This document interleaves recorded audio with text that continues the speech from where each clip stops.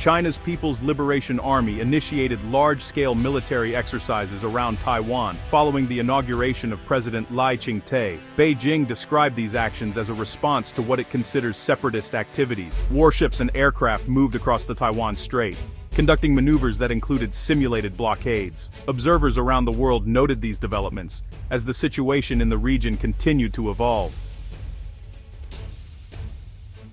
The PLA's drills were a meticulously coordinated display of military might. Animations released by China showed simulated missile strikes on key Taiwanese cities, underscoring the threat. Dozens of fighter jets, armed with live ammunition, conducted mock attacks on high-value targets. Naval destroyers and frigates practiced maneuvers to cut off Taiwan's ports and shipping lanes. The encirclement strategy was a significant escalation, demonstrating China's ability to sustain a blockade. The PLA rehearsed island seizure operations, targeting outlying islands like Kinmen to test amphibious assault capabilities.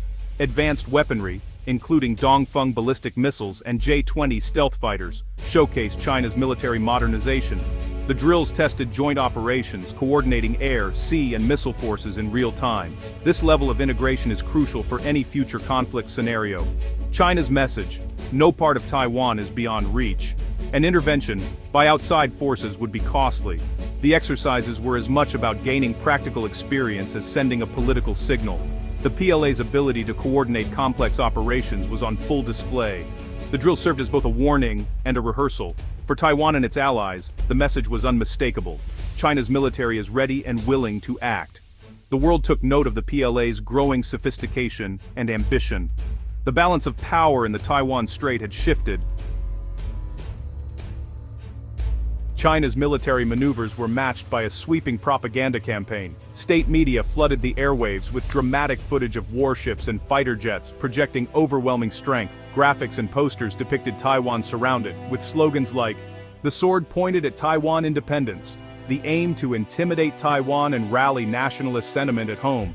Social media amplified the message, with viral posts and hashtags fueling an online echo chamber. The PLA's Eastern Theater Command used platforms like Weibo to broadcast updates, reaching millions. Internationally, China pushed its narrative on platforms like X, seeking to bypass critical foreign media. The language was pointed. Taiwan's government labeled as separatist forces. President Lai personally attacked. The rhetoric sought to delegitimize Taiwan's leadership and justify Beijing's actions. By framing the crisis as an internal matter, China aimed to deter foreign intervention. The information war was as calculated as the military drills. Beijing's goal-shaped perceptions demoralized Taiwan and assert control over the narrative. The propaganda campaign was relentless, reinforcing the message of inevitability. For Taiwan, countering this narrative became a crucial part of its defense. The war of words was a key front in the broader struggle for the island's future. The battle for hearts and minds was underway, both at home and abroad. Taiwan's response was calm and resolute. President Lai Ching-te addressed the nation, vowing to defend democracy and urging Beijing to choose dialogue over intimidation. Taiwan's military remained on high alert, scrambling jets and monitoring PLA movements. Daily briefings reassured the public and countered Chinese propaganda with images of readiness. The government avoided escalation, sticking to standard procedures rather than matching China's drills. This restraint denied Beijing a pretext for further aggression. The Taiwanese public, long accustomed to threats, showed resilience and defiance. Social media buzzed with support for the government and military. Life continued with little disruption, a testament to the island's practiced resolve. Taiwan's strategy: demonstrate strength without provocation and maintain international support. The crisis management approach aimed to restore normalcy quickly. Public unity and calm became a silent form of resistance. Beijing's intimidation failed to break Taiwan's spirit. The island's resilience sent its own powerful message across the strait. The US condemned China's drills, but its response was measured. No warships entered the Taiwan Strait. This reflected America's policy of strategic ambiguity, keeping its intentions unclear to deter both Chinese aggression and Taiwanese independence. The latest crisis reignited debate in Washington. Some argue ambiguity is outdated as China's military grows stronger. Former President Trump's comments about not ruling out bombing Beijing added to the uncertainty. The Pentagon monitored the situation closely, with U.S. forces in Japan and the 7th Fleet nearby. America's presence served as a silent deterrent, signaling that escalation would risk confrontation with a superpower. U.S. arms sales to Taiwan continued, with calls in Congress to speed up deliveries. China condemned these sales as violations of its sovereignty, while the U.S. saw them as essential for deterrence. The standoff over Taiwan is now a central flashpoint in U.S.-China relations. The drills exposed the limits and risks of strategic ambiguity. Both sides are recalibrating their strategies in a more dangerous environment. The future of U.S. policy on Taiwan is under intense scrutiny. The stakes for regional security have never been higher. China's drills reverberated across the Indo-Pacific, alarming regional powers. Japan voiced strong concern, with some exercise zones near its southwestern islands a direct security threat. Tokyo has ramped up defense spending and deepened its alliance with the U.S., conducting joint drills focused on Taiwan contingencies.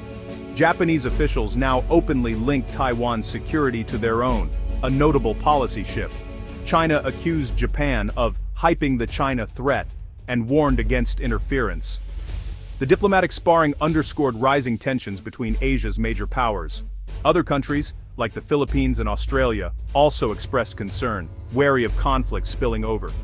The drills highlighted the vulnerability of vital sea lanes near Taiwan, crucial for global trade. Any disruption would have worldwide economic consequences. The region is now on heightened alert, with alliances and rivalries intensifying. The specter of instability looms over the Indo-Pacific. The world is watching, aware that the stakes extend far beyond Taiwan. China's drills were a calculated act of coercive diplomacy. The timing targeted Taiwan's new government, aiming to undermine President Lai and pressure him toward conciliation. Beijing also sent a warning to Washington, signaling readiness to escalate if U.S. support for Taiwan continues.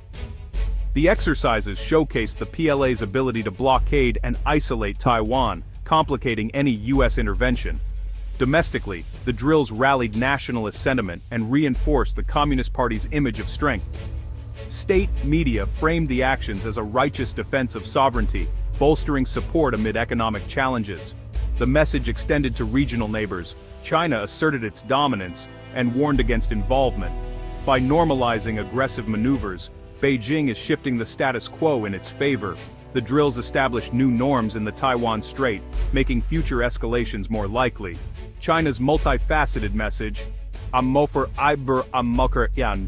Taiwan is not alone in the crosshairs, so is the entire regional order. The world must now contend with a more assertive and unpredictable China. The joint sword exercises have redefined the security landscape in the Indo-Pacific. What was once a major escalation may now become routine, raising the risk of miscalculation and crisis. In Taiwan, the drills have strengthened calls for robust defense and closer U.S. ties. Beijing's intimidation may only deepen Taiwan's resolve and national identity.